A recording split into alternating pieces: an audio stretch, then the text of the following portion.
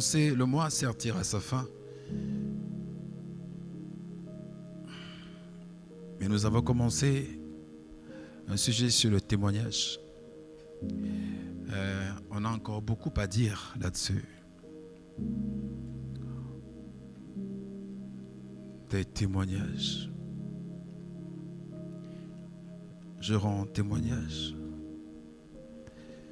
Je fais un témoignage. Je donne un témoignage. Nous donnons des témoignages. Vous donnez des témoignages.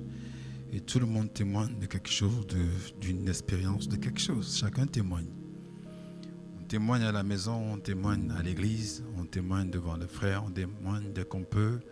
De ville en ville, de maison en maison, d'ici et là, on témoigne.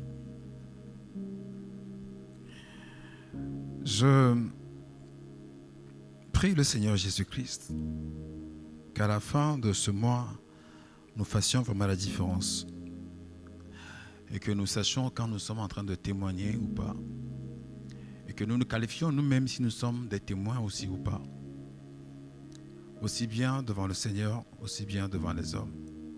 Est-ce que nous sommes des témoins de ce que nous racontons?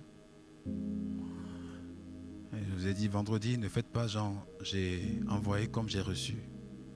Ce n'est pas un bon témoignage d'envoyer comme tu as reçu. Si la source n'est pas fiable, ça sert à rien de transmettre aux autres. Un témoignage pas vérifié n'est pas un témoignage.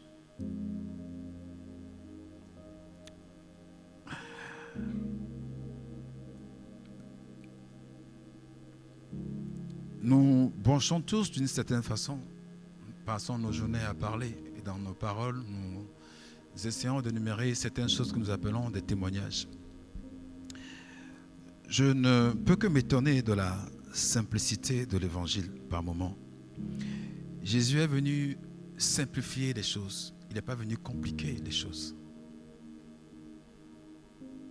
Jésus est venu nous simplifier les choses, pas nous compliquer les choses davantage. Il dit, prenez mon joug. Il ne s'est pas arrêté là. Sinon, beaucoup diront, ah oui, il faut prendre le joug. Oh là là, c'est ce qu'on appelle le joug. Vous rentrez l'histoire de joug. Enfin, il n'y a pas d'écran pour montrer, mais le joug, si on vous met ce qu'on appelle un joug, vous n'êtes pas prêt à faire un pas devant. Ça pèse tellement que ça vous dépasse. Vous ne pouvez pas faire un pas en avant. Dans Actes chapitre 15, et peut-être j'ouvre une grande parenthèse, ils se sont rassemblés pour dire, bon, ok, on ne va pas mettre sur le dos des fidèles des jougs que nous-mêmes ou nos ancêtres étaient incapables de porter. Il n'a pas dit juste prenez mon joug. Non. Comme on veut bien nous faire croire. Dieu n'a pas dit prenez mon joug et puis point, basta. Non. Il explique ce que c'est que son joug. Ou du moins le ressenti qu'on a quand on porte son joug. Le ressenti, c'est que le joug est doux et léger. Alléluia. Doux et léger.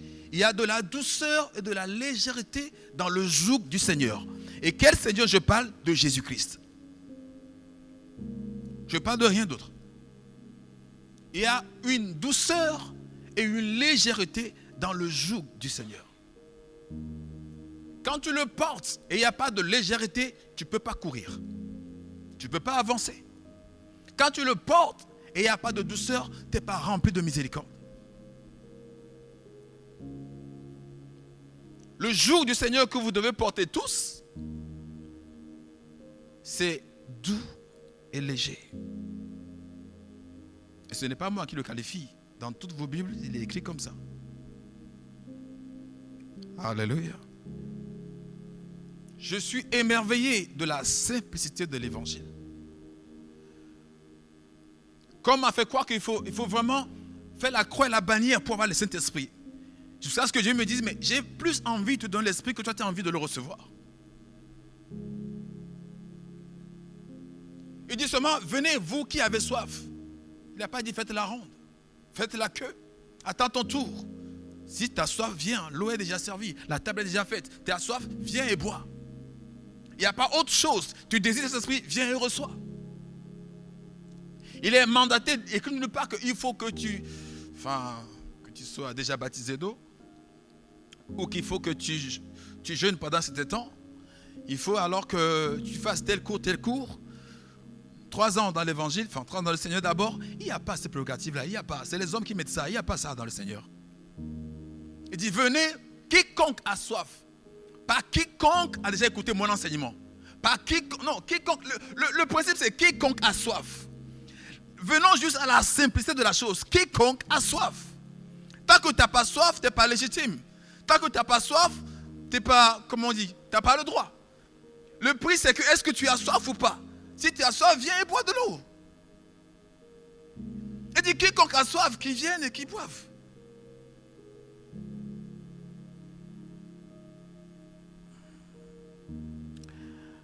Alléluia. Quiconque a soif, qu'il vienne et qu'il boive. Je disais hier à nos frères ici que j'ai écouté une interview d'un chanteur, et je ne vais pas citer son nom parce que je ne veux pas que vous soyez fan, qui dit le génie est dans la simplicité. Et vous savez, le génie du Seigneur Jésus-Christ, c'est dans la simplicité.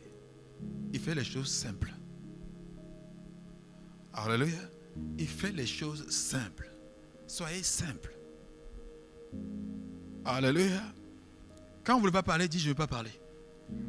Quand tu dis dis-moi ça, non, je ne veux pas te dire. Parce que tu peux aussi dire non. Ne cherchez pas à compliquer les choses. C'est simple l'évangile. Alléluia. C'est simple l'évangile. Le jour où on a enlevé la complexité sur la Sainte Seine, les gens étaient étonnés ici. Jusqu'à il y a, en tout cas avant qu'on commence, la Sainte Seine c'était tout un truc, hein, c'était tout un cérémonial. Déjà ça se faisait le dimanche. Et il faut que chacun ait une attitude extérieure. Je parle de l'attitude extérieure de la menthe religieuse pour venir prendre la Sainte Seine. Et le jour où je me suis... Enfin, vous savez, chaque fois que vous prêchez, on vous donne... comment on appelle? On vous donne la trame. Et le jour là, on a oublié de me donner la trame. Et j'ai dû aller chercher moi-même. Et je m'assois à cette écriture-là dans tous les évangiles. Je découvre que non, mais c'est pas ça. C'était trop simple, la Sainte Seine.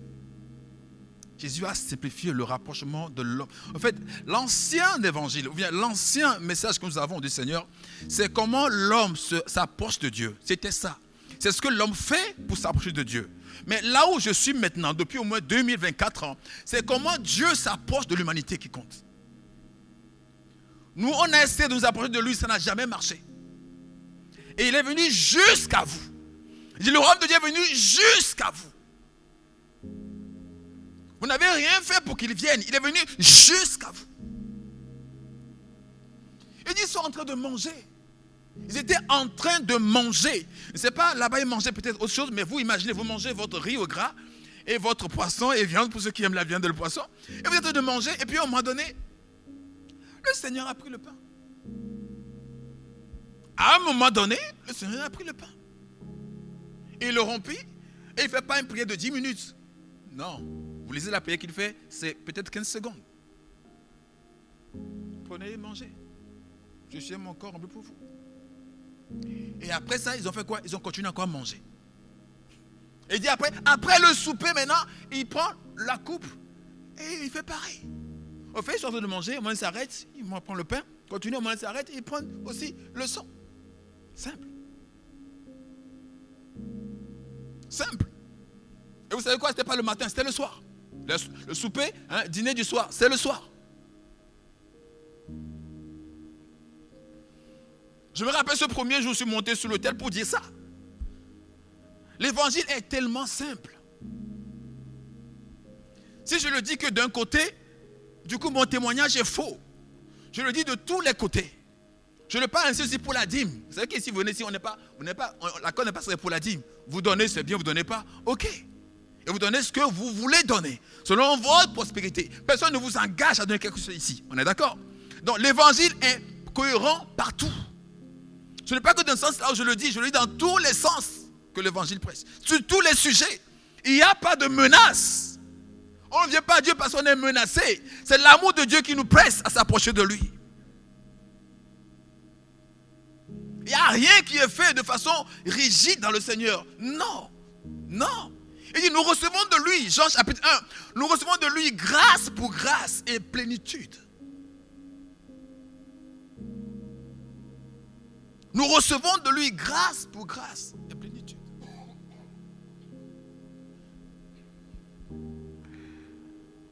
L'évangile, elle est simple. Et Dieu veut que vous présentez la simplicité de l'évangile aux gens. Présenter comment c'est simple. C'est simple non, d'être sauvé. Il dit quoi? Celui qui croira. Il suffit d'accepter le Seigneur comme Jésus et puis tu es sauvé.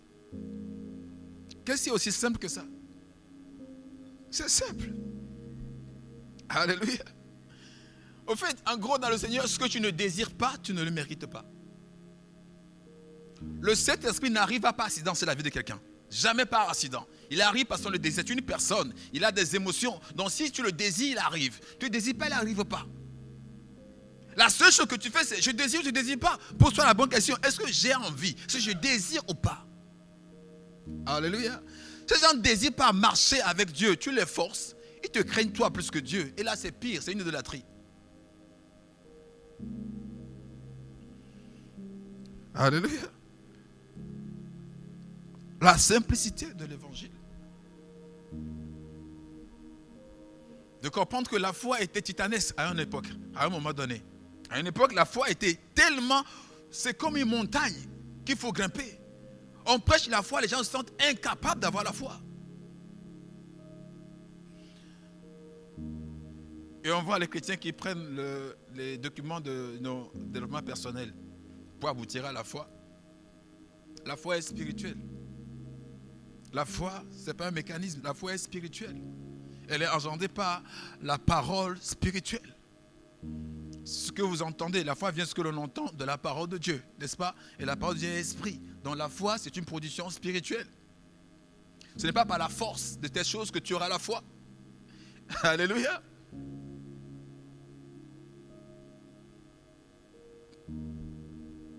La simplicité de l'évangile. Et ça fait en sorte que même pour les guérisons, des fois, j'entends une femme un jour, je prie pour elle là-bas, et je dis, tu as ton poumon qui ne fonctionne pas bien. Et il me dit, non. Elle n'est pas s'assembler, elle était venue juste en visite. Une fois, elle est venue, elle a demandé, la première dimanche, elle a à me voir aussi en même temps. Chose inhabituelle, on a fait une exception le jour-là. Parce que souvent, on s'entretient qu'au bout d'un certain temps. Mais le jour où elle est venue, le premier dimanche, on s'est vu. Je lui ai dit, mais ton poumon, gauche ou le droit, ne fonctionne pas. Il me dit, non, ça fonctionne. J'insiste, ça ne fonctionne pas. Il dit, si, ça fonctionne. Je dis, bon, peut-être qu'il y a un de nous deux qui est en train de dire des conneries. Je lui ai dit, ok, autant pour moi. Je n'ai pas peur de l'échec. Je le connais très vite. Je lui ai dit, autant pour moi. Peut-être que c'est moi qui m'égare. Je pense que Dieu m'a parlé, mais peut-être que je me trompe. Je m'arrêtais là quand elle dit, au fait, on m'a dit de ne pas dire parce que j'ai la foi. La foi ne dénie pas. La foi n'est pas le déni. La foi ne dénie pas la réalité. Alléluia. Personne n'est venu à Jésus-Christ, il a dit, que veux-tu? Oh non, je ne suis pas malade, mais guéris-moi. Non. Les gens viennent parce qu'ils reconnaissent leur état. Ils disent leur état. Je suis aveugle, je veux voir. En disant je suis aveugle, ce n'est pas que tu manques de foi. La foi, c'est une démarche. Tu fais la démarche pour montrer aux gens que tu as la foi. Alléluia.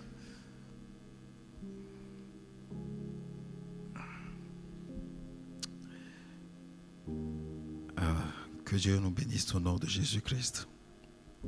Alléluia. 2 Corinthiens 11, 3 qui dit ça. Il dit, toutefois, de même que le serpent séduisit Ève par sa ruse, je crains que vos pensées ne se corrompent et ne se détournent de la simplicité à l'égard de Christ. De la simplicité à l'égard de Christ.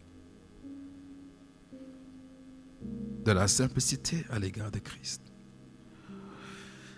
Pourquoi nous faisons cette parenthèse?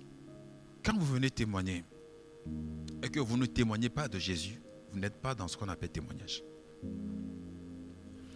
J'ai pris beaucoup d'exemples vendredi, je ne vais pas en faire autant aujourd'hui. Et le sujet est sur Telegram pour ceux qui ne sont pas là avant d'aller écouter.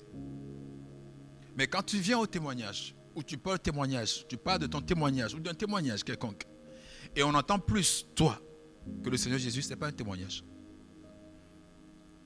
Il y a beaucoup qui ont le témoignage. Jésus, ils témoignent eux-mêmes. Ils se témoignent. Dans 5 minutes, ils vont parler plus d'eux que de Dieu. On va entendre le jeu plusieurs fois que Dieu. Et quand on finit ton témoignage et que les gens retiennent plus ton histoire que la délivrance que Dieu a opérée, c'est que tu n'as pas témoigné. Tu t'es témoigné. À la fin de 2 minutes de témoignage, on doit retenir ce que Dieu a fait et non ce que toi tu as fait. Tout un chapitre de Jean-Baptiste qui lui est consacré, il a consacré ça à Jésus. On devait parler de lui, mais il fait toujours référence à Jésus. Dans 1 Jean, il était question de lui, mais tout le temps, il ramène tout à Jésus. Quand vous lisez 1 Jean, vous avez l'impression que c'est Jésus qui enseigne. Non, c'est Jean le Baptiste qui parle là-bas. Mais pourtant, il retourne tout à Dieu. Tout, absolument tout. Parce que le principe du témoignage, c'est qu'il faut qu'il croisse. Et que moi, je diminue. C'est le principe du témoignage. Du coup, tu t'effaces dans ton témoignage. Mais les gens font le témoignage pour exister. Dans le témoignage, tu t'effaces. Tu te mets à zéro. Mais les gens font des témoignages pour exister.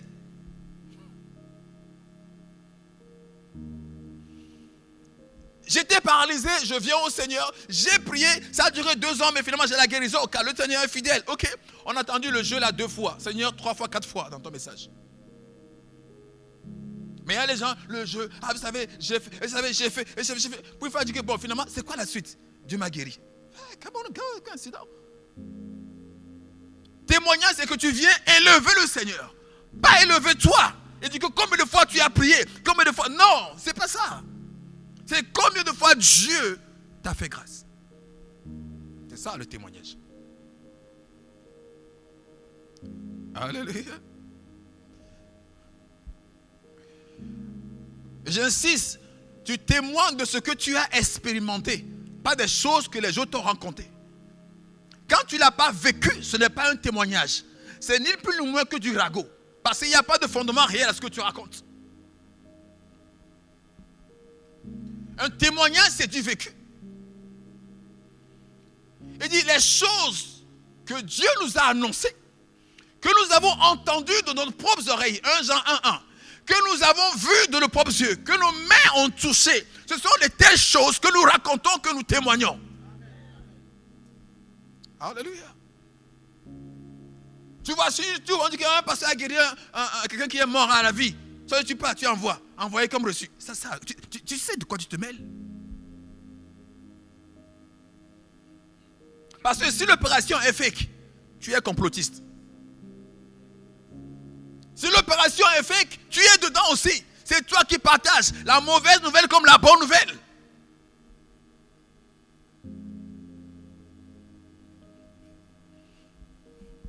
Ils ont raconté, témoigné que ce qu'ils ont vu, ce qu'ils ont expérimenté, ce que leurs mains ont touché. Alléluia. Pas le Dieu que l'autre prêche, je te chasse. Non, ce que moi-même j'ai vu, ce que moi-même j'ai touché. Quand Dieu appelle Paul, c'est pour lui dire la même chose. Il sera mon témoin parce qu'il va dire ce qu'il a entendu et ce qu'il a vu. Alléluia. Je vous dis une chose que vous ne comprenez pas. Peut-être, c'est qu'un faux témoignage, c'est aussi bien coupable que d'aller tuer quelqu'un devant le Seigneur. Il n'y a pas un péché plus grand que l'autre. Soit, anyway. Peut-être, je peux me permettre, parce qu'on a souvent dit qu'il n'y a pas un péché plus grand que l'autre. Mais si Dieu lui-même a, pas hiérarchisé le péché, mais disons, il sort un de l'eau, il sort un péché du lot, je vous pose la question, à moins ceux qui m'ont suivi l'enseignement, ils peuvent le dire. Mais sinon, la plupart d'entre vous, si vous vous demandez quel est le péché que Dieu sort de l'eau, de tous les autres péchés, vous êtes incapable de le dire. Le péché qui sort de l'eau, il dit, voilà le plus grand commandement. Aime Dieu, c'est ça le plus grand. Or, le péché, c'est la transgression de la loi. Donc, si c'est le plus grand commandement, la transgression du plus grand commandement est le plus grand des péchés.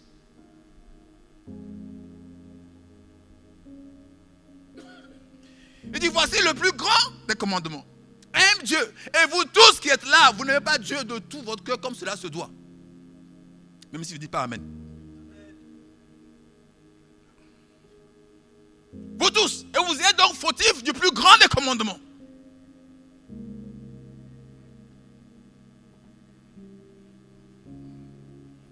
Donc, quand vous voulez parler là, soyez humble. Alléluia.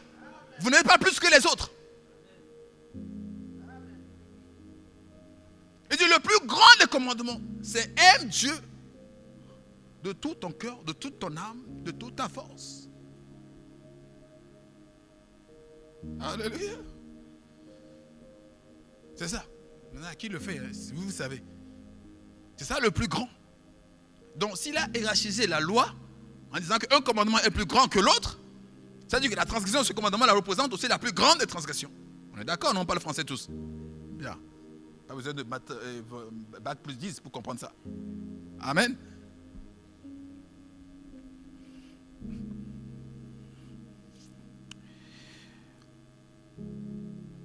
Alléluia. Alléluia. Alléluia. Le rapport sur lequel Dieu nous mesure, c'est le rapport de l'amour. Est-ce qu'on l'aime? Est-ce qu'on aime Dieu de tout notre cœur? Qu'est-ce qu'on ne fera pas si on aime quelqu'un d'ailleurs? Qu'est-ce qu'on ne fera pas? Alléluia. Qu'est-ce que tu ne feras pas si tu aimes quelqu'un? Si tu aimes Dieu, qu'est-ce que tu ne feras pas? Vous êtes nonchalant parce que votre amour est nonchalant. Si vous êtes médiocre dans l'adoration, parce que votre amour est aussi médiocre. Vous êtes chétif dans les offrandes parce que votre amour aussi est chétif. Ce que vous donnez est en proportion avec comment vous aimez. Alléluia. Votre envie de prière dépend de comment vous êtes amoureux de Dieu. Tout se joue là-dessus. Donc si tu forces quelqu'un à prier de façon mécanique, il prie, mais Dieu voit que son cœur n'est pas là. Ah, finalement, Dieu répond que sur le facteur du cœur. Donc qu'est-ce qu'on fait? Tous ensemble, on fait les choses pour plaire aux hommes, pour du cœur, on va faire, ou on cherche quand même à tomber amoureux de Jésus et à faire des choses que Dieu seul approuve. Qu'est-ce qu'on cherche finalement en tant qu'Église? Pierre dit, jugez vous-même. Est-ce qu'il faut plutôt obéir à vous plutôt qu'à Dieu? Alléluia. Il y a de ces endroits où les gens sont chap. Mais le chap là, parce qu'il crée les retombées de la pression de l'église, les retombées des hommes et des femmes, et même des parents. Moi, je vous ai dit, pour ne pas avoir été un culte, un dimanche, pendant que j'étais enfant, on m'a fouetté.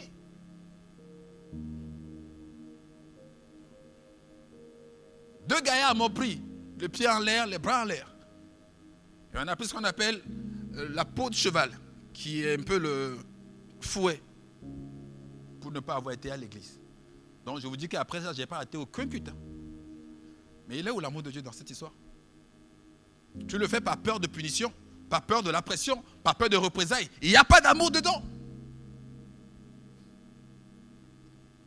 Alléluia. Et ici, personne ne te forcera pas. À moins que je n'ai pas entendu. Personne ne te forcera pas à faire quoi que ce soit. Alléluia. Personne ne te forcera à faire quoi que ce soit. Personne n'adore pas un homme. Non. Il faut que Dieu reçoive ce que tu donnes. Que Dieu reçoive ta prière, ton adoration. Que Dieu le reçoive. Alléluia.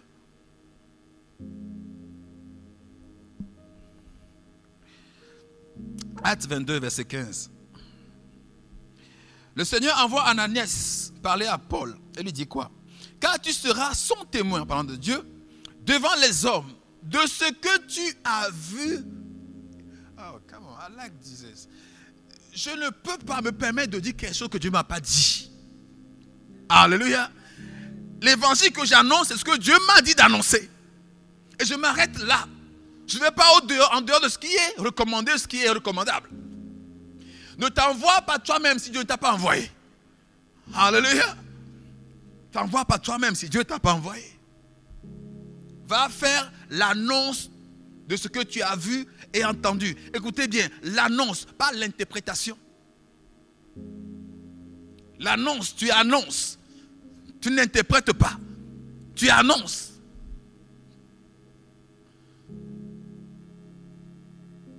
Quand Dieu dit que Dieu a tant aimé le monde, tu viens, tu dis Dieu a tant aimé le monde. Tu dis pas, bon, Dieu a tant aimé le monde, mais le monde là même c'est bizarre. Il faut savoir que l'amour de Dieu là, c'est que pour certaines personnes dans le monde.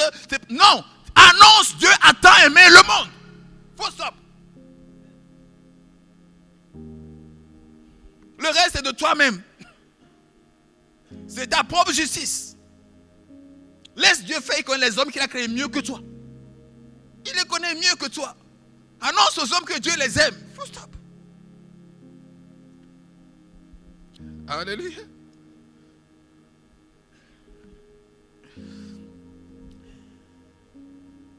De ce que tu as vu et entendu. C'est ça que tu vas aller parler. De ce que tu as vu et entendu. C'est ce que tu as vu. Ce que tu as entendu. Mais de qui on parle? Tu as entendu de Dieu. Alléluia. Oui. Je ne vais pas aller prêcher ce que j'ai vu les autres prêcher. Non. Je ne vais pas aller prêcher ce que j'ai entendu d'autres prêcher. Non plus. Parce que sinon tu es témoin des autres. Ça, vous comprenez l'histoire, frères et sœurs. Le témoin de qui on parle? Le témoin de Jésus-Christ. Il n'y a que le témoin, c'est ce que tu as vécu avec lui, ce que tu as entendu avec lui. Donc même si 10 millions de personnes prêchent autre chose, je vous assure, jusqu'à ma mort, je prêche ce que j'ai entendu Dieu me dire de prêcher. Même si la chose est pauvre, ce n'est pas grand, mais il n'y a que ça, j'ai reçu, donc c'est ça que je donne. Ce que tu as vu et entendu de lui, pas des autres. J'insiste, pas des autres, parce que tout le monde parle. Le monde parle, le sang parle, la chair parle, le diable parle, tout le monde parle. On ne sait pas sur quelle fréquence tout le monde est, mais tout le monde parle. Mais de Jésus là, toi tu es témoin de quoi? Sur Jésus, tu es témoin de quoi? Tu as entendu quoi? Les gens viennent faire témoigner ici que j'ai eu un enfant, alors que pour avoir l'enfant là, il est parti voir les charlatans. Bon, ça c'est un témoin de quoi? De charlatan alors. Même s'il prend le micro et dit Seigneur, je rends grâce. Non, c'est un témoin de charlatan. Dieu ne lui a rien dit, Dieu ne l'a pas touché. Ceux qui font des affaires frauduleuses et que ça fonctionne, ils viennent témoigner à l'église. Beaucoup, et ça se passe beaucoup, c'est de quoi je parle. Il vient prendre le micro, Dieu m'a béni 1 million. Ok, mais si on fouille bien, ça vient d'où là? C'est autre chose. D'accord? Mais du coup, il est témoin de quoi? Il n'est pas témoin de Jésus-Christ. Non, ce n'est pas un témoignage qui élève Jésus, c'est un mensonge. Alléluia.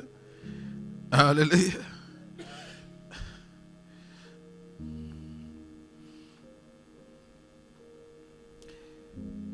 Une femme que j'ai eu au téléphone a dit après Alléluia que je suis tombé sur toi. J'étais au travail. Qu'elle ne comprenait pas grand-chose de toutes ces factures-là qui ne fait que dupliquer. En moins de 6 mois, il est passé d'un prix à 6 fois plus. Et il cherche, donc appelé en panique. Je dis, vous êtes sûr qu'il n'y a rien qui a changé dans ces 6 mois-là? J'ai les graphiques, il dit, mais forcément, qu'est-ce qui a changé? Parce que c'est tellement différent. Il dit, non. Il dit, vous êtes sûr? Non. Vous avez quoi? Décris-moi ce que vous avez. Il décrit ce qui est arrivé sur le grenier. Je dis que maintenant, le grenier, il est vide. Ah, oui. Attendez, j'arrive. Hein? J'attends. Et elle revient. Il dit, c'est mon petit-fils qui a pris le grenier. Et ça chauffe quand je suis rentré dedans. Je dis, ça chauffe comment? Il y a plusieurs ampoules. Il dit, oui, il y a plusieurs petites ampoules. Je dis, madame, vous pouvez appeler la police. Votre petit-fils est dans de mauvaises histoires. Quand on met plusieurs ampoules dans un grenier, c'est quand on doit faire pousser. Vous voyez, le truc, voilà. Et ça consomme beaucoup. Il dit, votre fils, il est dans les histoires. Allez appeler la police si vous souhaitez. Il a dit, alléluia, merci que je suis tombé sur vous.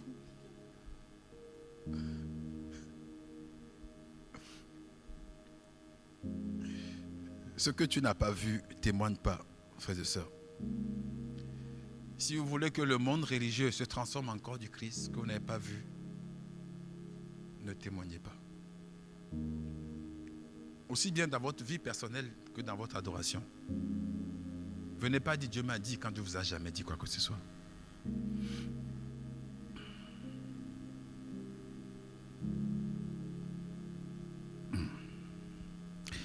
Il dit, celui qui a un rêve, qui raconte son rêve, celui à qui Dieu a parlé, qui dit ce que Dieu lui a dit.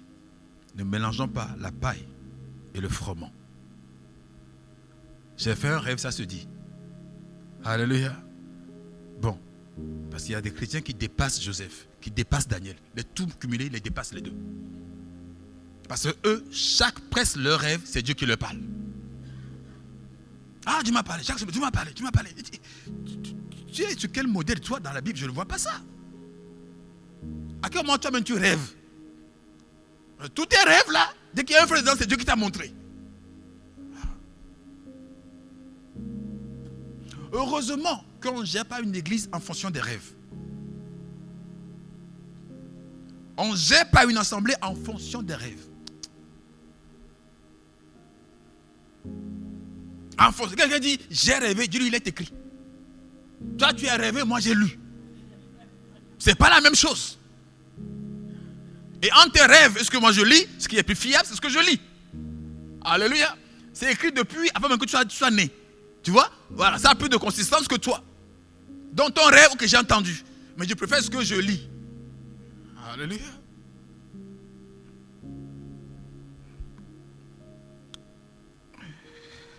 Dis-leur ce que tu as vu et entendu.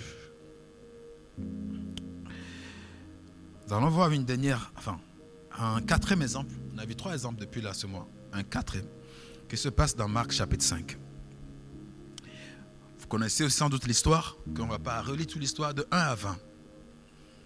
Il est question, vous savez, le fou de Gadara. C'est ça, hein? Le fou de Gadara. Okay, on l'appelle comme ça, c'est plus simple. Le fou de Gadara. Bon, on l'appelle fou, mais il est plus fou, hein, vous savez. Ça fait un moment qu'il est plus fou, lui. Le nom est resté, le fou de Gadara, mais il est plus fou, normalement, en fait. L'ex-fou, oui. L'ex-fou de Gadara, amen. Nous voyons une personne qui était possédée par des démons. Et vous savez quoi? C'est le cas le plus sévère de possession démoniaque. Encore une fois, vous allez voir avec la simplicité avec laquelle Jésus traite le sujet. Nous, aujourd'hui, on veut donner des caméras aux démons. Jésus veut qu'ils quittent la scène publique. Nous, on veut leur donner des caméras.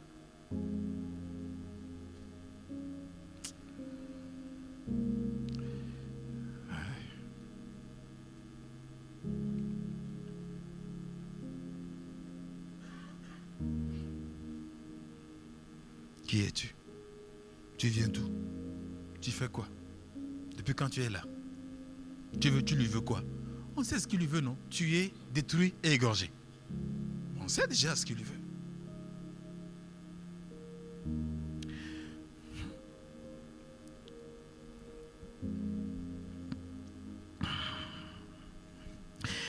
Une légion donc de démons habitait dans cet homme. Et il vivait parmi les tombes. Et personne ne peut le lier, même pas avec des chaînes. Donc, nuit et jour, oui, Marc 5, verset 1 à 20. Nuit et jour, il criait, lui, parmi les tombes et dans les montagnes. Il se faisait du mal avec des pierres ou des objets tranchants. C'est ce qu'il faisait, jusqu'à ce qu'il rencontre le Seigneur Jésus-Christ. Je ne veux pas insister tant sur sa délivrance, mais sur l'après-délivrance.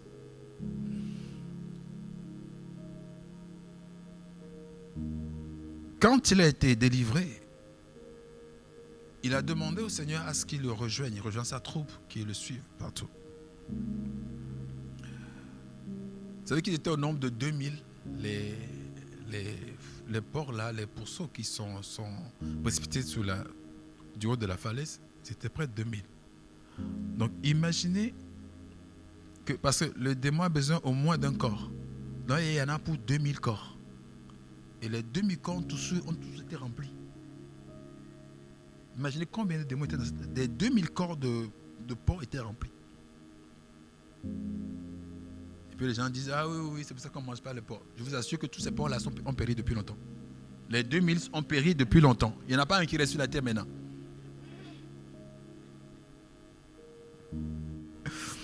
Et il dit au Seigneur, je veux te suivre. Et le Seigneur va dire, pour une fois, même pas pour une fois, en tout cas, cette fois-ci, le Seigneur va lui dire non.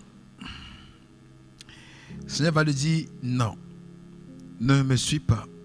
Va dans ta maison, va vers les tiens et raconte-leur tout ce que le Seigneur t'a fait et comment il a eu pitié de toi.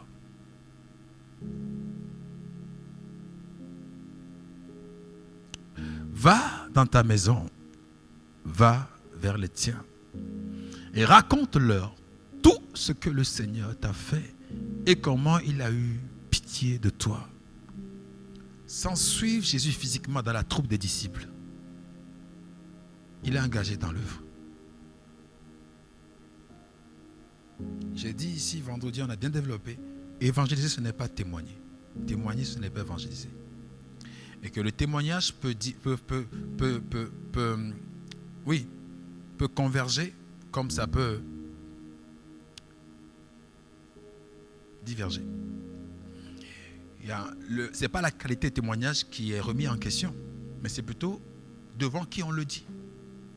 Qui fait qu'un témoignage peut rapprocher de Jésus-Christ ou au contraire l'éloigner de Christ. Un témoignage, même vrai, dit devant le monde religieux, non le corps du Christ. Le monde religieux retrouve une opposition farouche. Un témoignage dit devant les païens rencontre plus de succès. J'ai dit, les opposants des témoignages, c'est souvent le monde religieux. Je ne dis pas le corps du Christ pour ne pas blasphémer, mais c'est le monde religieux qui s'oppose vraiment au témoignage. C'est eux-mêmes qui s'opposent au témoignage. Quand on a témoigné de Jésus, Jean chapitre 9, les pharisiens n'ont pas cru. L'aveugle dit, en tout cas, moi je ne sais pas s'il est pécheur. Tout ce que je sais, j'étais aveugle, maintenant je vois. Le reste, débattez entre vous-mêmes. Quand Jean 4, la femme au puits de Jacob, est partie en ce témoignage, dans un pays, dans une ville étrangère qui ne connaissent pas Christ, tout le quartier est venu. Le témoignage converge. Et le témoignage diverge aussi. Ce n'est pas forcément parce qu'un bon témoignage, ça va ramener tout le monde à Christ. Non. Il peut y avoir de contestation. On peut mépriser ton témoignage. On peut le refouler même. Témoigner, ce n'est pas lire la Bible, connaître la parole et enseigner la parole. Un évangéliste doit avoir quand même peu de notion de la parole de Dieu. Mais celui qui témoigne, il n'y a pas besoin. Tu as vécu une expérience avec le Seigneur, va raconter. J'ai dit vendredi, je prie que tous vos réseaux, vos portables, vous publiez ce que Dieu vous a fait. Publiez pas les choses des autres. Je vous en supplie. Ça aura plus d'impact. Publiez ce que vous avez vécu. Ce que Dieu vous a fait à vous. Même si c'est une seule chose, publiez et republiez chaque année.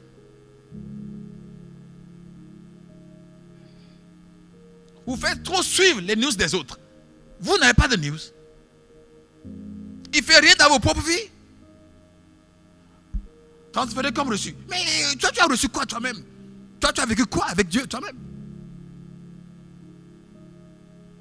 Il est temps de voir ceux qui ont des Facebook, il y en a plein ici, ou de WhatsApp, et que vous avez vos statuts. En 2 secondes, dites votre témoignage. Vous prenez un selfie dans votre Facebook et faites votre témoignage. Et ne minimisez pas vos témoignages. Parce que si vous savez la misère que c'est que d'être séparé de Dieu, vous ne pouvez pas empêcher les autres de savoir ce que c'est que de ne pas voir Dieu dans leur vie. Parce que vous avez quitté des ténèbres à sa lumière. Ça, c'est un témoignage. Et tout le monde qui est assis ici, si vous êtes chrétien, vous avez au moins le témoignage de la conversion. J'étais un colérique. Depuis que je suis dans le Seigneur Jésus-Christ, il n'y a plus aucune colère qui me saisit, qui me prend, qui me domine. Je rends gloire au Seigneur. Et je poste. J'ai fait quoi? 15 secondes. Et je poste. Tu sais ce que j'ai vécu? Mon témoignage est vrai. Je loue le Seigneur et je l'envoie. Pas besoin de dire, vous savez, Jean 3,16, Dieu est venu dans la main. Non, dis ton témoignage. On a dit, va, raconte ce que Dieu t'a fait, comment il avait pitié de toi.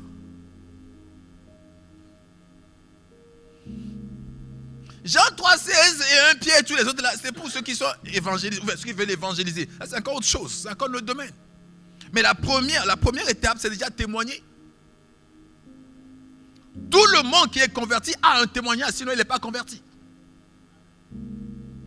Si quelqu'un me dit s'il n'a pas de témoignage, c'est qu'il n'est pas converti. Je suis un homme triste d'habitude, mais depuis que je suis devenu chrétien, j'ai la joie dans mon cœur tous les jours. Je vous ai parlé des 5 femmes que j'ai rencontrées ici, qui sont, quoi, comment on appelle, comment ils appellent, gothiques. Oui, tout est noir, tout est sombre. Et les bagues en signe de mort, partout. Il y en a un qui avait 34, je ne sais pas si j'ai encore vérifié les 34 piercings. Rien que sur là. Pourquoi tu te fais ça? Ça me fait mal. Ah, c'est pour ça que je le fais. Je sais que je vis. Je sais que je vis quand ça me fait mal. Mais aujourd'hui, dans le Seigneur, il n'y a plus rien. Et elle est joyeuse. Je dis, mais faites un témoignage comme ça, c'est suffisant. 15 secondes, je diffuse. Je ne menace pas quelqu'un. Ah, si tu ne viens pas, tu vas aller en enfer. Non. Je diffuse ma joie, mon témoignage. Alléluia. Je disais ici, avant, moi, pour faire une phrase, même pas pour appeler mon frère, c'est... Et le mot sort. Jusqu'à 9 ans, c'était comme ça. Pourquoi le mot sort, il fallait que je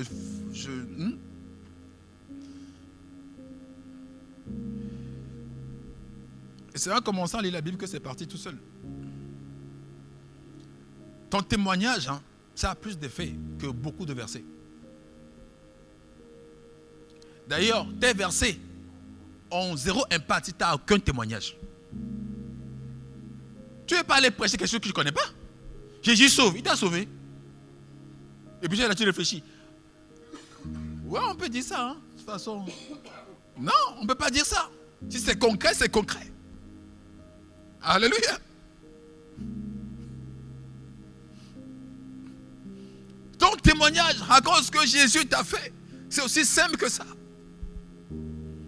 Va dans ta maison parce que tu es utile. Tu es seul à connaître la délivrance que j'apporte. Donc retourne chez toi et dis-le à ta maison, à tes siens, comment ce que Dieu a fait et comment il a eu pitié de toi.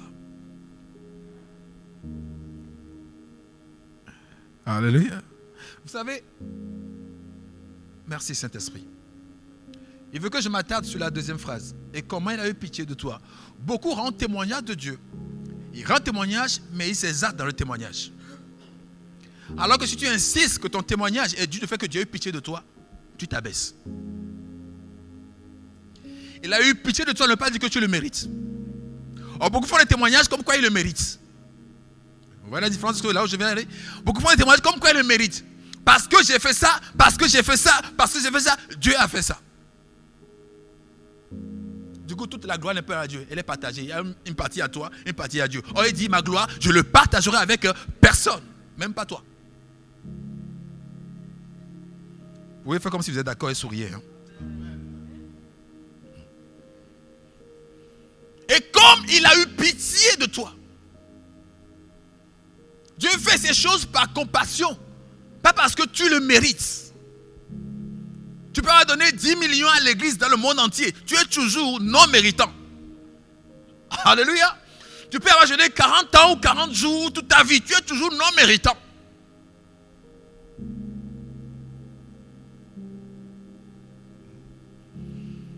Des fois, c'est quand vous n'êtes pas content que l'esprit m'anime plus.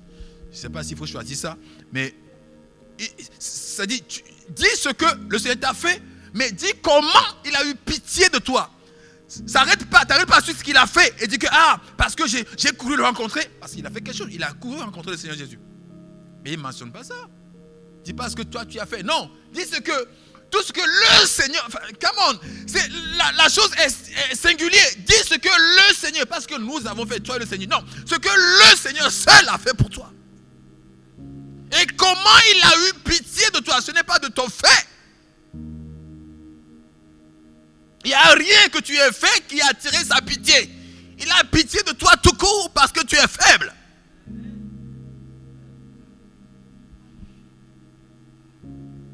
Il y en a assez de cette témoignage-là où on se glorifie un tout petit peu et on partage un peu aussi à Dieu. Ah oui, moi, ouais, vous savez, moi, oui, j'ai, ouais. Et puis comme j'ai fait comme ça, le Seigneur est venu. Ouais. Il y a des gens, quand je t'en parlais, j'ai l'impression qu'ils ont négocié avec le Seigneur avant que le Seigneur vienne payer le prix à la croix. Ils ont négocié ça ensemble. Ils étaient là, ils ont dit, ok, viens à la croix pour moi, et puis prends ça, prends cette partie, et puis cette partie. Quand on comprend que sans Dieu, on n'est rien, on est différent dans nos propos. Alléluia. On est différent dans nos propos. Et je sais que le serviteur de Dieu qui est humble m'enseignera l'humilité. Mais le serviteur de Dieu qui renvoie tout à lui-même ne m'enseignera jamais l'humilité. Il m'enseignera à être comme lui, et comme lui, ce ne sera pas l'humilité. Alléluia. David, du haut de son succès, fait comprendre qu'il n'est rien sans Dieu. Pas qu'il le dit une fois passant, il le dit chaque jour. Il admet devant tout le monde, il n'est rien. Ce n'est pas de son fait. Il dit, quelqu'un qui a gagné tous les combats et qui dit, c'est toi qui manie mes mains au combat. C'est toi qui manipule mes doigts, c'est toi. Il dit ça, il fait comprendre que je ne suis zéro, ce n'est pas de mon fait. Et Christ vient et dit, je ne fais rien de moi-même, je ne sais rien faire. Tout ce que je fais, c'est ce que je vois le Père faire. Je fais un copieur. C'est ce qu'il dit, come on. Alléluia.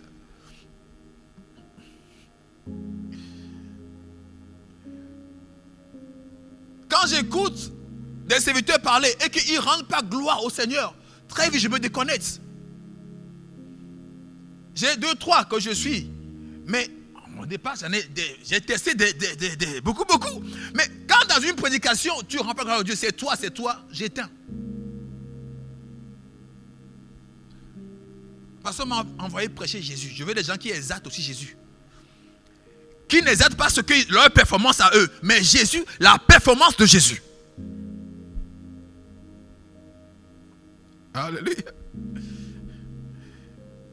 Une église qui fait vraiment de percées un peu partout. Mais quand j'écoute la personne que Dieu a mandaté sur cette œuvre-là, malgré tout le succès, à chaque prédication, il dit, ne pensez pas que quelque chose y est fait parce que nous sommes méritants, on a fait quelque chose. Même nos jeûnes, nos prières, même nos fasting and prayer, même nos offrandes, même notre engagement à commitment, tout ça, c'est rien si Dieu n'a pas fait grâce. Il dit oui, là c'est un homme à suivre. Alléluia. Parce que Dieu a eu pitié de toi. Regardez Marie, son témoignage. Quand on dit, tu es heureuse parmi les femmes, Dieu t'a fait grâce. Qu'est-ce qu'il répond? Dieu a eu égard à la bassesse de sa servante. Il dit, merci Dieu, qui a eu égard à la bassesse de sa servante. Il n'a pas dit, ah oui, je suis vierge, merci Seigneur. Et puis il dit, oui, parce que je suis vierge. Non. Oh. Alléluia. Non, il dit, tu as eu égard à la bassesse de ta servante. Parce que toute ta justice devient une pourriture lorsque tu les hâtes. Tout ce que tu fais de bien devient mauvais lorsque tu les hâtes. Toute ta justice, même quoi que c'est une bonne chose, mais elle devient pourriture et puante lorsque tu les hâtes. Le pharisien dit, je jeûne 2 fois par la semaine, je donne toutes mes dîmes, et pourtant il a prié, Dieu ne l'a pas entendu.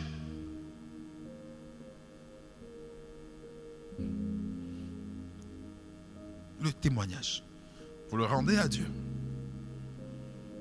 Vous avez fait 40 jours de marche pour Christ dans tout Angers.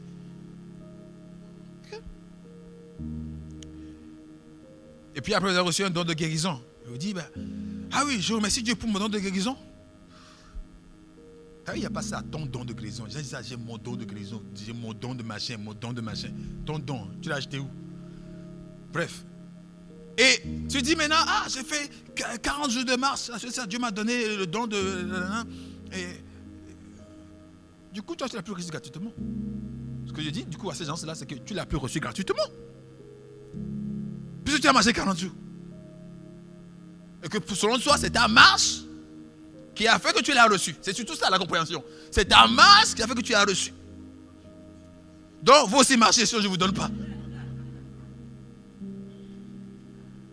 Et je dis, tout le monde qui vend l'onction, c'est parce qu'ils l'ont acheté. Tous ceux qui vendent l'onction, la logique prétend que c'est parce qu'ils l'ont acheté qu'ils le vendent.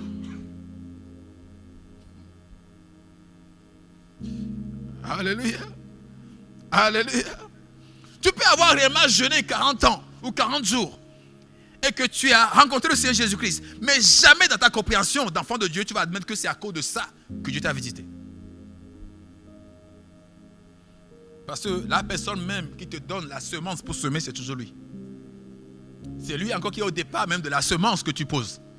Alléluia. Dans ce cas, qu'est-ce qu'il y a à toi? Qu'est-ce qui te revient? Rien. Rien. Et quand on manque de compréhension, on va témoigner en se glorifiant. Le témoignage, il dit, va dans la maison et dis à tous tout ce que Dieu a fait pour toi et comment il a eu pitié de toi.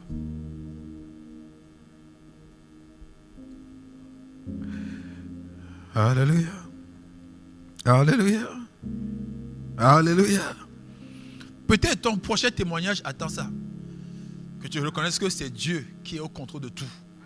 Tu te bats pour le statut, tu te bats pour tes choses, ça ne marche pas. Parce que si ça marchait, tu allais prendre encore une gloire pour toi. Tu allais encore prendre une gloire pour toi. Et dire, ah oui, j'ai donné 10 000 euros d'offrande à l'église. Déjà, il faut déjà dire merci, j'ai trouvé 10 000 euros pour donner. Ça aussi, on oublie que merci, j'ai trouvé 10 000 euros pour donner. Il dit, c'est lui qui donne la semence au semeur. Donc, le semeur n'a pas à s'enorgueillir parce qu'il a la semence. Alléluia. Il y en a qui s'orgueillissent de leurs enfants, d'autres de leur travail, d'autres de leur patrimoine. Et la Bible dit, mais vous êtes des insensés. Des insensés. Tout est pour la gloire de Dieu. Vraiment tout, sans exception. Toi y compris. Tout est pour la gloire de Dieu. Parce que n'eût été lui, tu ne sommes même pas des vivants aujourd'hui. N'eût été lui, tu n'es même pas là. Donc tout le reste, ça vient de lui. Alléluia. Quand nous témoignons le Seigneur Jésus-Christ. Tu attends un heureux événement. Témoigne le Seigneur Jésus-Christ. Marie a dit, oh, qu'est-ce que je suis? Je suis servante. Et tu m'as fait la grâce de regarder ma bassesse. Je vous dis, une vierge, hein, apparemment 18 ans ou quelque chose à peu près, ou moins.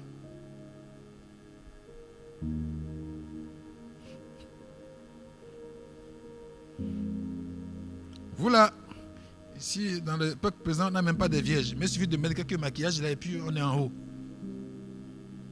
On a reçu un petit boulot là, on vient ici. Oh, moi je ne fais pas comme les autres, hein. Moi c'est ma bénie. Et puis on a les démarches avec.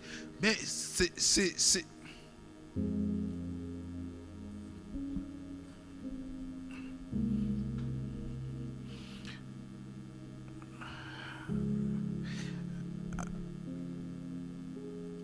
La question que je peux me poser et que pour se poser, est-ce que vraiment finalement à l'église on témoigne? On attend vraiment des temps de témoignage. À la lumière de l'écriture, vous savez ce qu'on appelle témoignage. Attends vraiment des temps de témoignage. Où c'est des temps où on vient partager la gloire de Dieu entre lui et nous. J'ai dit vendredi par l'esprit qu'il n'y a rien qu'on fait au culte qui nous appartient. Il n'y a rien dans un culte qui est à nous. Il n'y a pas un détail dans un culte qui t'appartient. L'ancien brigade dit quelque chose, elle a dit, on ne va pas louer, on ne va pas chanter pour vous. Oui, parce que je l'ai dit vendredi. Et je précise, on ne chante pas pour vous. C'est presque à cause d'espace qu'on est obligé de chanter comme ça, dos à vous, certes. Ok. Mais c'est bien aussi comme ça. Parce qu'en étant face à vous, oh, on sait ce que c'est. D'accord? Vos sourires, vos communications corporelles et autres, là, on va les recevoir. Parce qu'il y a la communication verbale, mais aussi celle du corps. Et gestuelle, et j'en passe. Et des clins d'œil, et j'en passe. Non. Quand on loue, c'est pas qu'on se réjouit, c'est pas qu'on vous fait danser, c'est qu'on est en train de louer. Et la louange, 100% c'est à lui. Que toi tu apprécies, que tu apprécies moins, que tu arrives à danser, tu n'arrives pas à danser, que tu transpires ou pas, nous, on loue l'Éternel.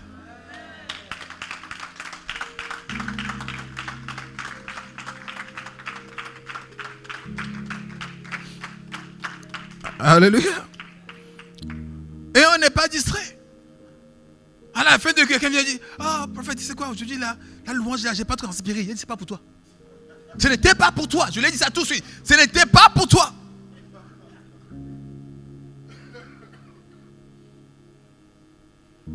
Comment on veut satisfaire les gens?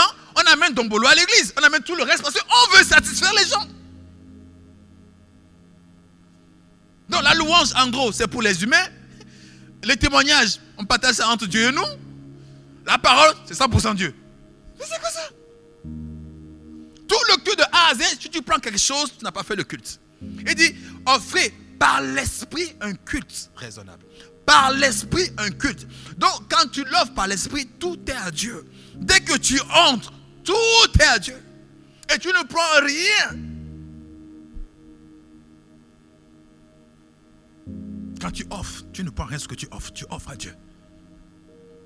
Alléluia. Tu offres à Dieu. Dieu n'a pas changé d'avis en ce qui concerne l'église. L'église a toujours la même mission jusqu'à aujourd'hui. Et l'église cessera quand l'Esprit Saint cessera d'être avec nous. En ce moment, l'église cessera. Mais pour le moment, l'église y est encore. Il n'y a pas d'enlèvement. Témoigner des bienfaits de Dieu. Pas tes performances à toi.